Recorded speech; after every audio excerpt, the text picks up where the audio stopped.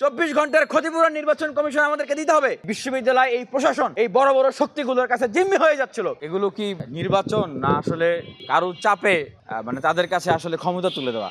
দেখেন, গতকালকে থেকেই বিশ্ববিদ্যালয়ের বিভিন্ন জায়গায় অনেকেই ফেস্টুন টানিয়েছে, অনেকেই টিএসসিতে ব্যানার টানিয়েছে। আমি প্রধান নির্বাচন কমিশন স্যারের কাছে ফোন দিলাম যে স্যার, এগুলো করা যাবে কিনা, যদি যায় তাহলে সবাই করবে। আমি কারো বিরোধিতা করতেছি না, যে তারা যদি করতে পারে, যদি করা যায় তাহলে আমরাও করব, আর যদি করা না যায় তাহলে আপনি সবারটা খুলে ফেলেন। স্যার আমাকে বলতেছেন যে ঠিক আছে দেখি, কালকে সকালে আবার মিটিং করব, জানবো।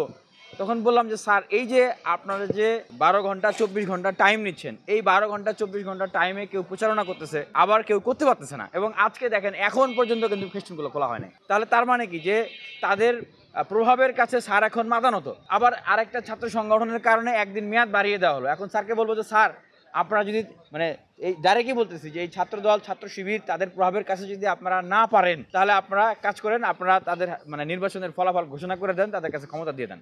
আমরা বিশ্ববিদ্যালয়ের শিক্ষার্থীরা আমরা আমাদের এম্পাওয়ারমেন্টের জন্য আমরা এই ডাকসুটা চাইছিলাম। এই ডাকসুর যে আন্দোলন আমরা করেছিলাম, আমি নিজে মরণপণ ফাইট করেছি এই জন্য, কারণ এই বিশ্ববিদ্যালয় এই প্রশাসন এই বড় বড় শক্তিগুলোর কাছে জিম্মি হয়ে যাচ্ছিল।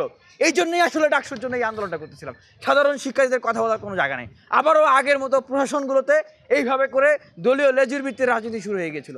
বিশ্ববিদ্যালয়ের ভিতরে শিক্ষার্থীদের ভিতরে দলীয়করণ শুরু হয়ে গেছিলো। সাধারণ শিক্ষার্থীদের কথা বলার জায়গাগুলো সংকুচিত হয়ে যাচ্ছিল। এই জন্যই আসলে ডাকসুর আন্দোলন। আজকে দেখেন, একদম প্রকাশ্য প্রমাণ দেখেন যে এই ফেস্টুনগুলো নির্বাচন কমিশন সরাইতে পারতেছে না।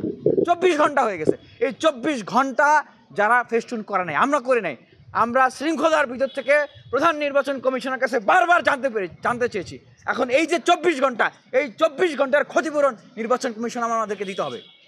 24 ঘন্টার ক্ষতিপূরণ নির্বাচন কমিশন আমাদেরকে দিতে হবে। চিন্তা করে দেখেন, আমাদের যদি এই অবস্থা হয়, যারা স্বতন্ত্র প্রার্থী হয়ে নির্বাচন করতেছেন এবং যারা এই রাজনীতির কুটচালগুলো ভালোভাবে হয়তো অনেকেই বুঝতেছেন না, এবং এই ডাকসু নিয়ে কত উপর মহল থেকে কত ধরনের প্রভাব বিস্তার করা হচ্ছে, এটা যারা এখনো সেইভাবে করে জানতেছেন না, তাহলে তাদের কি অবস্থা হবে? এটা কি আমরা একটা পাতানো ম্যাচ খেলতে আসছি, পাতানো খেলা খেলতে আসছি, যে আপনি ছাত্র দলের জন্য একদিন বাড়িয়ে দিবেন, ছাত্র শিবির তারা ফেস্টুন টানায় রাখবে, আপনি তাদের চাপে আপনি এটা কার্যকর করতে পারবেন না, আপনি সিদ্ধান্ত দিতে পারতেছেন না যে এগুলো সরাবে কি সরাবে না, আর বাকিরা হ্যাঙ্গিং অবস্থা আছে। যারা টানিয়েছেন ফেস্টুন ব্যানার, আমি তো তাদের বিপক্ষে বলতেছি না, আমি বলতেছি যদি নিয়ম থাকে আমাদেরকে বলেন, আমরাও টানাবো।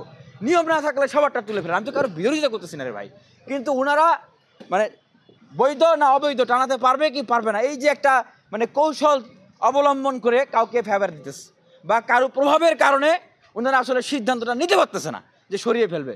দেখেন, এটা নির্বাচন কমিশনকে জিজ্ঞেস করেন, আমাকে জিজ্ঞেস করেন না। আমি প্রধান নির্বাচন কমিশনার না। ওনারাই আসলে জানেন না যে ওনারা কি নিয়ম দিয়েছেন, কি কানুন দিয়েছেন। ওনারা যদি জানতেন যে ওনাদের নিয়ম কানুনে কি আছে, তাহলে তো এগুলো অস্পষ্ট থাকার কথা না। ওনাদেরকে জিজ্ঞেস করেন যে ওনারা আসলে জানেন কিনা, ওনারা আসলে কি নির্দেশনা দিয়েছেন।